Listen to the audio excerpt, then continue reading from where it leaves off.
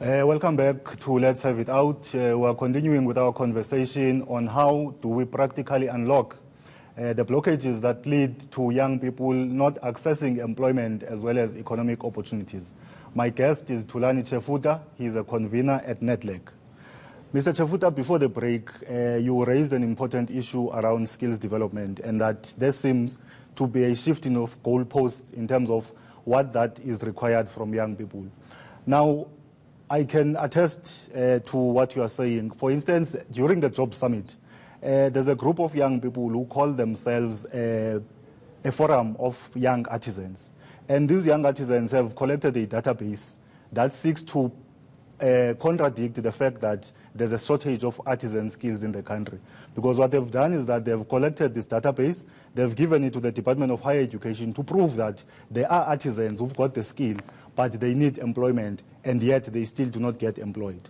Now, you speak to the issue of TVET colleges, that young people must be driven or encouraged to enroll at TVET colleges. But how do we do this when TVET colleges themselves seem to be unattractive to young people?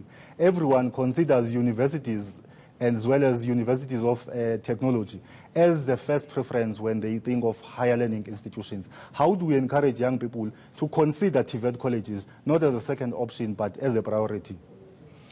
Well, the first thing that we have to do, Sia, is to create linkages between what TVET colleges offer and what the labor market demands.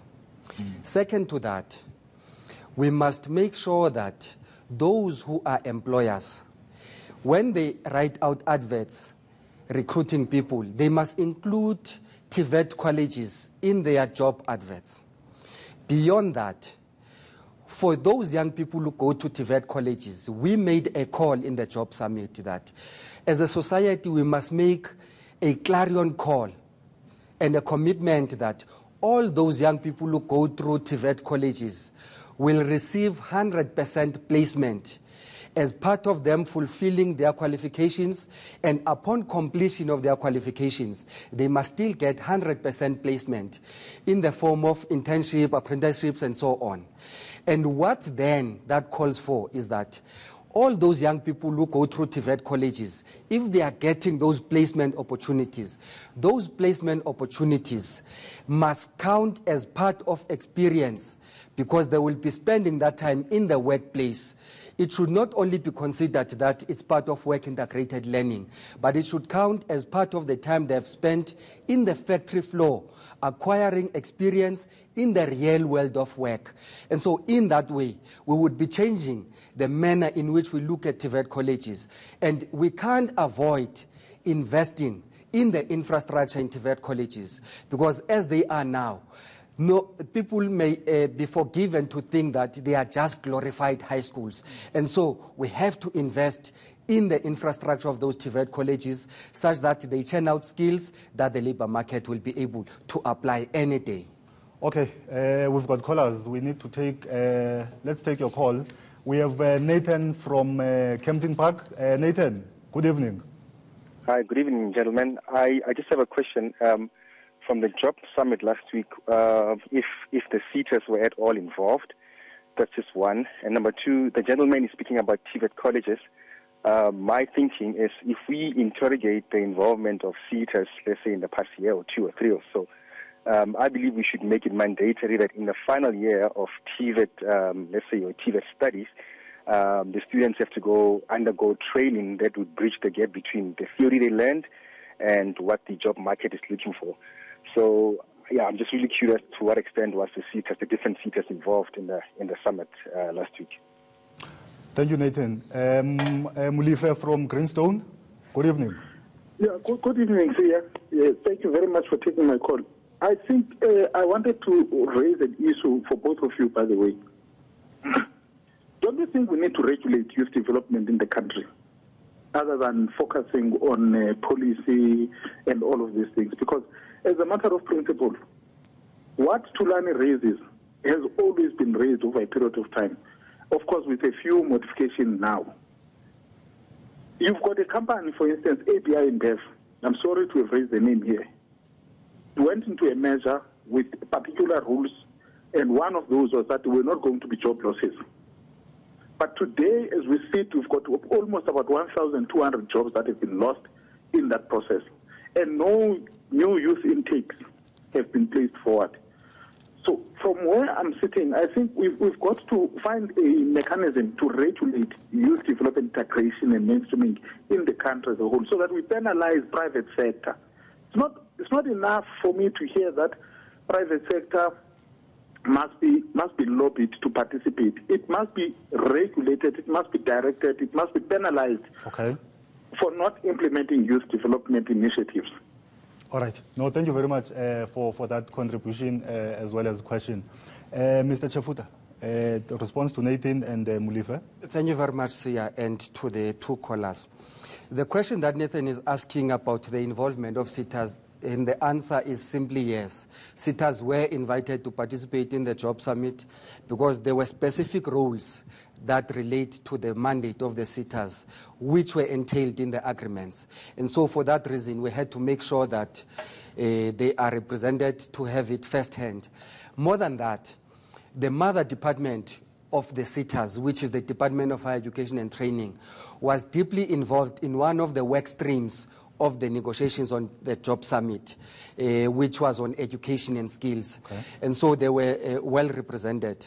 And the point that he's making about the final year being made mandatory for where people are placed in the workplace to bridge theory and practice is a point that we have also advanced in the Job Summit, that all those who provide education and training, it must be made compulsory that they have a mandate to smooth the transition from school to work through programs like job preparedness, school to work type programs, such that it does not become too difficult for a person who has already had the qualification to find expression in the labor market.